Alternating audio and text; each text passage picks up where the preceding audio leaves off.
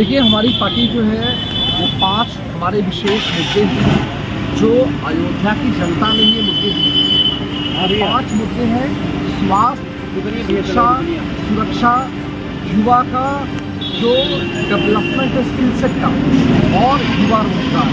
ये 5 मुद्दों पे हमारी पार्टी और मैं स्वयं चुनाव लड़ा।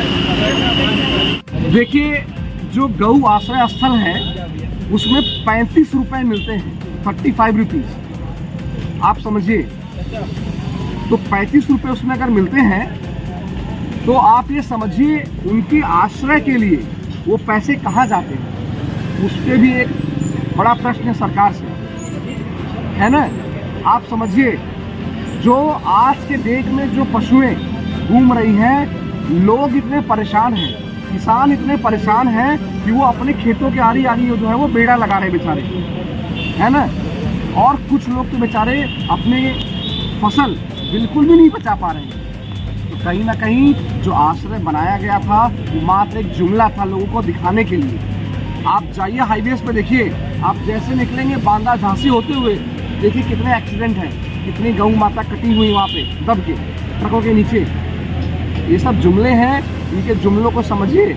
जनता जब तक पूछेगी नहीं तब तक ऐसे नेता जागेंगे नहीं, ये भांग खा के सोए रहेंगे। 400 पार का जो नारा है, इसका मतलब है कि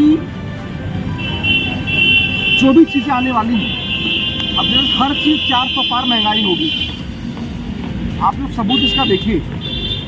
डीजल पेट्रोल जब कांग्रेस की सरकार थी तो कितना था, इनकी सरकार आते ही लोगों ने इनको क्यों बनाया था बताइए प्रधानमंत्री, कि डीजल कंट्रोल, महंगाई कंट्रोल करेंगे, है ना, सब्सिडाइज करेंगे। आपके पास जीएसटी कलेक्शन से अभी तक देश में आज 70 साल से ज़्यादा जो जीएसटी कलेक्शन का पैसा आता है वो सबसे ज़्यादा है। उसके बाद भी आप सब्सिडी नहीं दे पा रहे हो, गैस की सब्सिडी बंद कर दे रहे हो, आप महंगाई तो कंट्रोल नहीं कर पा रहे हो ना। आप गवर्नमेंट हैं, आप अपने रेट्स के ऊपर सब्सिडाइज रेट दे सकते हो, लेकिन आपने वही बंद कर दिया। ये आपका मंशा ही नहीं है, आप चाहते नहीं हो, आप सिर्फ जनता को चूस रहे हो। चूस के वो पैसा आप योजना के नाम पे, ये 40,000 करोड़ के जो घोटाले हैं उन घोटालों को अंजाम दे रहे हो। घबराइए नहीं, जब आपकी सरकार भी पलटेगी ना तो ये सारे घोटाले निकलेंगे। अब अयोध्या प्रभु श्री राम की पावन नगरी, हम सबका ये मानना है यहाँ पे स्वास्थ्य जो सुविधा हो वो ए ग्रेड की सुविधा हो। लोग यहाँ आए अपना दवाई कराने, है ना, लेकिन दुर्भाग्य ये है कि यहाँ के ट्रामा सेंटर्स में MRI CT स्कैन मशीनें खराब हो। आज मैं और आपका परिवार डरते हैं हम लोग कि भैया किसी को चोट लगी, भगवान ना करे एक्सीडेंट हो, तो हम अयोध्या ना ले जाके डायरेक्ट लखनऊ ले जाए, टाइम बचेगा। यहाँ मेरे कार्यकर्ता थे सोनू पांडे जी, एक्सीडेंट हुआ उनको हम उठा के ले गए। 3 घंटे यहाँ बर्बाद हुए। CT स्कैन मशीन नहीं थी, MRI मशीन नहीं थी, खराब। यहाँ से हम लोग लखनऊ ले गए, राम मनोहर लोहिया, वहाँ पे डॉक्टर ने हाथ खड़े कर दिए, बोले भैया हमारे पास एमरजेंसी में न्यूरो का डॉक्टर नहीं है। फिर हम लोग ट्रामा सेंटर लखनऊ ले गए, जहाँ पे पहले से इतनी भीड़, पूरे प्रदेश से वहाँ पे लोग आते हैं। तो बताइए, आप स्वास्थ्य के मुद्दे में भी तो विफल हो भैया। मेरा यही कहना है अयोध्या की जनता से कि आप लोग मंदिर के मुद्दे पे, राम जी के मुद्दे पे इस बार वोट ना करें। आप लोग इस बार स्वास्थ्य,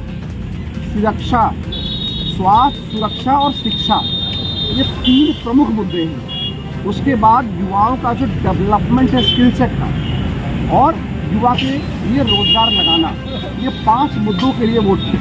ये माध्यमिक विद्यालय का संस्कृत विलुप्त इसलिए हो गई, मैंने आपको पहले ही बोला, ये सरकार जो है ये ब्राह्मण विरोधी सरकार है। प्रदेश में जो योगी की सरकार है, इन्होंने हमेशा ब्राह्मणों के साथ तुष्टीकरण किया हुआ है। इनको गुंडे, माफिया, इनको सिर्फ ब्राह्मण दिखते हैं। और संस्कृत जो भाषा है वो हमारी मूल्य भाषा है, तो विलुप्त तो होगी। ये तो हमें ही विलुप्त करने पर लगे हुए हैं कि कौन सेकंड है कौन थर्ड, इसका पुष्टिकरण करने के लिए तो मैं और आप यहाँ बैठे नहीं हैं। जहाँ तक बात है, अगर सेकंड पार्टी होती तो बहन जी अकेले 80 की 80 सीटों पर नहीं है ना। और सेकंड पार्टी कौन है, आप सब जो इस समाज के चौथे स्तंभ हैं, अयोध्या में जनरल सीट से एससी को लड़ाना, तो आप लोग समझ ही सकते हैं कि सेकंड पार्टी कौन है। कोई भी सरकार अगर वो ईमानदारी से चाहे, अगर बिना राजनीति करे हुए तो युवाओं को रोजगार दे सकती है।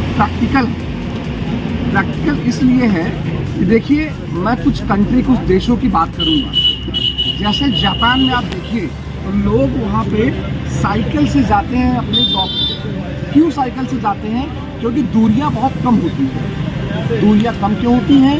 क्योंकि वहाँ पे नीतियाँ ऐसी बनती हैं उन लोगों के लिए, वहाँ पे ब्लॉक वाइज रोजगार मिले हैं लोगों को। आप बोलते हैं ना, मुझे अपने प्रदेश से बाहर ना जाना पड़े, दिल्ली मुंबई ना जाना पड़े, लेकिन वहाँ पे जो जनता है वो, उनके लिए भैया वो अपने ब्लॉक से बाहर ना जाओ, आप सुबह उठिए, जाइए जॉब कीजिए, फिर 10-15 मिनट में घर आ जाइए। तो बताइए, अगर ये किसी देश में अगर ये चल रहा है तो क्या भारत, हम लोग क्या इतने कमज़ोर हैं? हम लोग कमज़ोर इसलिए हैं कि हमारे यहाँ करप्शन ज़्यादा है और ये करप्ट नेता ज़्यादा है ना, इसलिए हम लोग कमज़ोर हैं। लेकिन बहुत दुख की बात है, भारत ऐसे ये देश में और उत्तर प्रदेश जहाँ पे डबल इंजन की सरकार हो और वहाँ पेपर लीक हो, इससे दुखद और कुछ भी नहीं हो सकता पूरे देश में। और उससे ऊपर पुलिस विभाग का पेपर लीक हो, जो पुलिस सबकी सुरक्षा के लिए है, उसी का पेपर लीक हो जा रहा है। तो कहीं ना कहीं सरकार की मंशा ही नहीं है कि वो लोगों को रोजगार दे। लाखों लोग, सोचिए, जगह जगह अपने नात बात से पैसे मांग के फॉर्म भरते हैं और जब पहुंचते हैं परीक्षा देने तो पेपर लीक है। तो ये सरकार, इनके मंशे साफ साफ दिख रहे हैं। इन सरकार के कोई मंशे नहीं जिसको रोजगार देना। ये सिर्फ राम मंदिर और मस्जिद पे राजनीति करना चाहते हैं, लोगों को रेडिकलाइज करना चाहते हैं और आग लगाना चाहते हैं एक दूसरे के अंदर। कहाँ गई वो संभावना बताइए? आपसी जो है लोगों में जो है इक्वलिटी हो, है ना, लोगों में जो है द्वेष ना हो एक दूसरे के प्रति। कहाँ गए भैया वो सब चीज़ें? संविधान तो मैंने सीखा था, है ना। तो कहीं ना कहीं ये सरकार की मंशा रोजगार देने की है ही नहीं, ये क्लियर सी बात है। देखिए, ये बहुत विडंबना है। एक कहावत है ना कि हम करें तो रासलीला, कोई और करे तो कैरेक्टर ढीला। आपके पास शासन है, सत्ता है, तो आप कुछ भी करें उसका कोई पूछने वाला नहीं है ना। मैं इसका साक्षी हूँ। प्रदेश सरकार ने इस प्रदेश के सारे डिस्ट्रिक्ट मजिस्ट्रेटों को फ़ोन करके बोला था कि जितने भी सरकारी कर्मचारी हैं, जितने भी प्रधान हैं, उनको बोलिए सपोर्ट करें, नहीं तो सबके खिलाफ जांच बिठवा देंगे। ये वही सरकार है ना।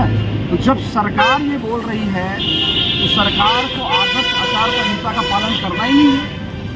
मोदी जी के फोटो आज भी लगे हैं, पोस्टर्स आज भी लगे हैं। हम लोगों ने डीएम साहब को, माननीय मुख्य जिला चुनाव अधिकारी को बताया भी, लेकिन कोई सुनवाई नहीं है। आपके आसपास भी टोटी कहीं ना कहीं लगी होगी, आप स्वयं जाएं, टोटी खोलें और नीचे हाथ लगाएं।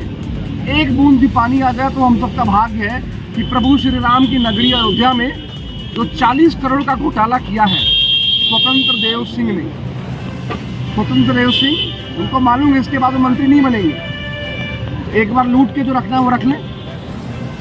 और 40,000 करोड़ पब्लिक का पैसा इस्तेमाल करने से पहले आपने किसके कंसेंट्स लिए थे? क्या रिसर्च करवाया था?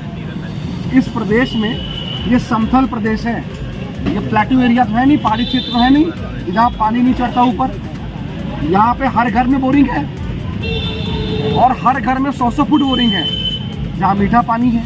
तो 40,000 करोड़ रुपए आप ये स्वास्थ्य पे खर्चा करते, आप ये शिक्षा पे खर्चा करते, है ना।